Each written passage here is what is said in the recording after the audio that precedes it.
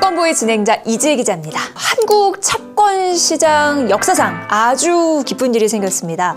바로 한국국제가요, 세계 국채지수 편입이 확정됐습니다. 채권보의 채널이 생길 때부터 정말 이 이슈를 다뤄왔는데 결국 이런 순간이 오네요. 사실 좀 긴가민가 했거든요. 왜냐면 이 최근까지도 뭐 내년 3월로 미뤄질 수 있다라는 예상이 있었는데 우리가 성공을 해냈습니다. 곽상현 기획재정부 국채과장님하고 제가 연락을 했었거든요. 근데 어제 이게 새벽에 발표가 됐는데 새벽에 이 소식을 듣고 너무 기쁘셔서 감동의 눈물을 흘리셨다고 하더라고요. 근데 그럴 만도 한 일입니다. 다음 주 화요일 채권보에서 인터뷰를 해주실 예정입니다. 기대 많이 해주시고요. 자, 오늘은 제가 채권보에서 세계 국채지수가 뭐고 어떤 의미를 지니는 건지 설명해 드릴게요. 세계 국채지수, 월드 가버먼트 본드 인덱스, 줄여서 WGBI, 이걸 윅비라고 불러요. 윅비는 세계 3대 채권지수가 있는데요. 그중 하나예요. 글로벌 투자자, 뭐 예를 들어서 연기금도 해당이 되겠죠. 이 벤치마크로 활용하는 핵심 지수입니다. 예를 들어서 국가대표를 생각해 보세요. 오상욱 선수가 펜싱에서는 글로벌 탑이잖아요. 한국 채권도 이제 명실상부 선진국 국제클럽에 딱 들어갔으니 채권 국가대표 지수는 신뢰가 있지, 이렇게 생각하면서 투자를 하는 겁니다. 패시브 성격이다라는 얘기를 많이 하는데요.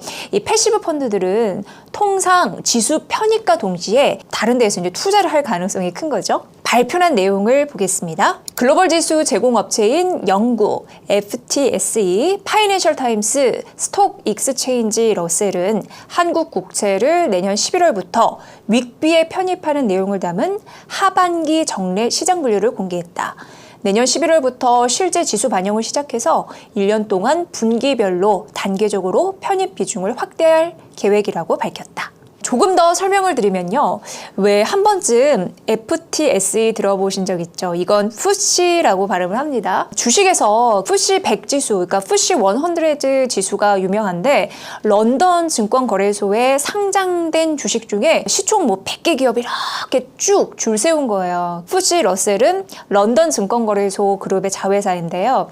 아까 FTSE 100 지수, FTSE 100 지수와 같은 영국 주식시장 지수뿐만 아니라 다양한 주가 지수를 관리하는 곳입니다. 참고로 탑2가 있는데 FTSE 러셀과 MSCI라고 해서 모건 스탠리 인터내셔널입니다. MSCI는 뭐 미국계 펀드들이 추종하는 지수이고요. FTSE 러셀은 유럽계 투자자금이 추종한다라고 보면 됩니다. 세계 3대 채권 지수가 있다고 말씀드렸는데 첫 번째, 블룸버그 버클레이즈 글로벌 종합지수. 이거는 글로벌 채권 시장에서 가장 널리 사용되고요. 그리고 이번에 우리가 편입된 윅비, 이건 이제 선진국 국채를 대표하는 지수. 그리고 마지막으로 JP모건 신흥국 국채지수가 있습니다. 이건 신흥국 국채 시장을 추종하는 대표 지수다, 이렇게 보면 됩니다. 윅비는 지금까지 25개국 국채가 들어있습니다. 이제 우리나라가 편입되면 26개, 미국, 영국, 뭐 일본, 중국 등이 있는데 추종장 굉장히 세요. 3조 달러, 이거 우리나라 돈으로 약 4천조 원 이상입니다. 한국 국채는 4수 만에 성공한 거예요. 3차례나 실패를 했던 거고 2년 전으로 가보면 2022년 9월에 관찰 대상국에 이름을 올렸거든요. 그게 편입 전 단계였고 원래 이제 관찰 대상국에 지정되고서 최종 편입까지 한 2년가량 소요가 됩니다. 근데 우리로선 참 그동안 아쉬웠던 게 우리가 작년에 GDP 세계 10위 안에 들었거든요. 근데 실패를 한 거거든요. 우리와 인도만 안 들어갔던 건데 우리가 도대체 왜 였던 거죠. 그럼 감정을 빼고 뭐 이성적으로 좀 볼까요? 일단 윅비에 들어가려면 심사위원 마음에 들어야 되잖아요. 조건이 있습니다. 1번, 국채 발행은 500억 달러 이상 하라. 그리고 2번, 국가 신용 등급 S&P 기준으로 A- 이상이고 무디스 기준으로도 A3 이상. 3번, 시장 접근성 좋을 것. 딱 요거예요. 근데 이제 한국은 원래 관찰 대상국이었을 때부터 1번과 2번은 오케이 통과였거든요. 근데 문제는 3번, 시장 접근성, 이게 문제였습니다. 레벨 2, 2단계로 올렸어야 하는데 우리는 레벨이 1이었거든요. FTSE 러셀이 동안 외국인 이자, 뭐 양도소득세, 뭐 비과세 시행, 그리고 국제예탁결제기구, 국제통합계좌 개설, 또 외국인 투자자 뭐 등록제도 폐지, 외환시장 구조 개선 뭐 이런 등등등을 요구를 했었거든요. 그러니까 요구하는 것도 참 많았습니다. 우리도 사실 변화된 모습을 딱 보여줬어요. 6월만 하더라도 국채통합계좌를 개통했는데 이제 외국인이 국내에서 이렇게 개별 계좌를 만들지 않아도 한국 국채를 투자할 수 있게 된 겁니다. 또 외국 금융기관에서 국내 외환시장 참여를 허용했고요. 시장 마감 시간도 영국 런던에 맞췄거든요. 7월부터 새벽 2시까지 연장하기도 했습니다. 사실 이렇게 한 게 수개월밖에 지나지 않아서 우리가 내년 3월쯤 편입될 수 있지 않을까 이렇게 예상했는데 이게 완전 반전이었던 거죠. 이번에 딱 된 거고요. 정말 곽상현 국채과장님 고생 많으셨습니다. 이제 자금적으로도 숨통이 확 트이는 게 최대 90조 원 가량의 해외 자금이 국내로 딱 들어올 것으로 보여요. 1년 유예 기간을 거친 후에 자금이 들어온다고 하는데 들어오는 자금은요. 단기 먹고 뭐 나가자, 튀자, 먹튀 뭐 이런 게 아니고요.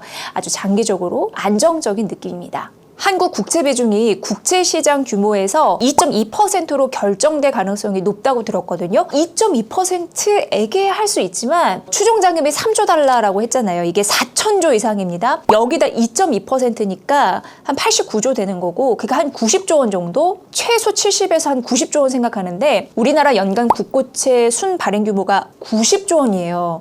그리고 내년 뭐 이런 기사도 떴습니다. 역대 최대 규모로 200조 원 넘는 국고채 발행을 예고를 했었잖아요. 그래서 당시 이제 채권 시장이 막 출렁거리기도 했는데 이제 부담이 줄겠죠. 그러니까 여러분 느낌 오시죠? 기재부는 이제 윅비 편입으로 2026년 말쯤 외국인 보유 비중이 27%까지 늘어날 것으로 기대하더라고요.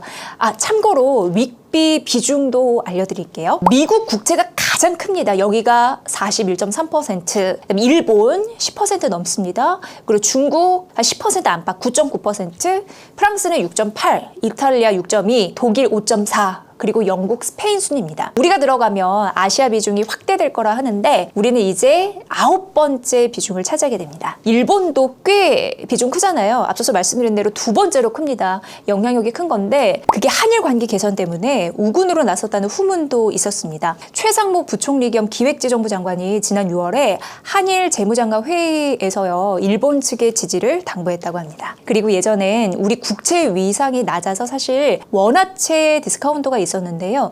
그래서 사실 국제금리가 높았거든요. 그러나 이제는 상황이 달라졌습니다.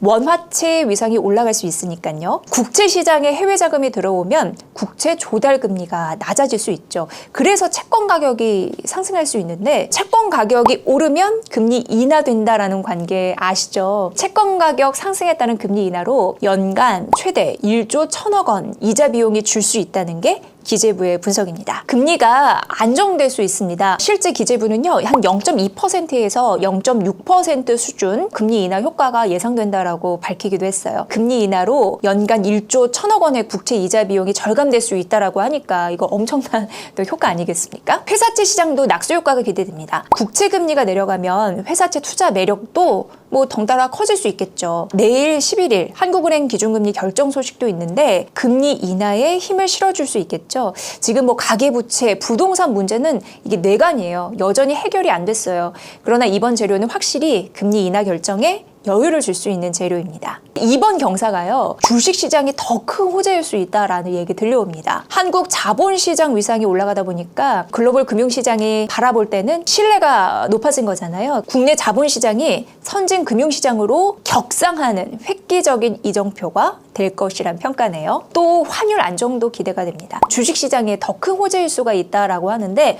외환시장이 안정되는 거니까요. 윅비 편입을 위해 정부가 노력했던 원래 취지도 사실 외환시장 안정을 위한 것이었죠. 달러 원환율이 떨어질 가능성이 있는데 환율이 떨어진다? 이거 원화 강세잖아요. 주식시장이 좋아하는 겁니다. 실제 지수 반영 시점은 내년 11월이지만 시장은 약간 선반영하는 게 있잖아요.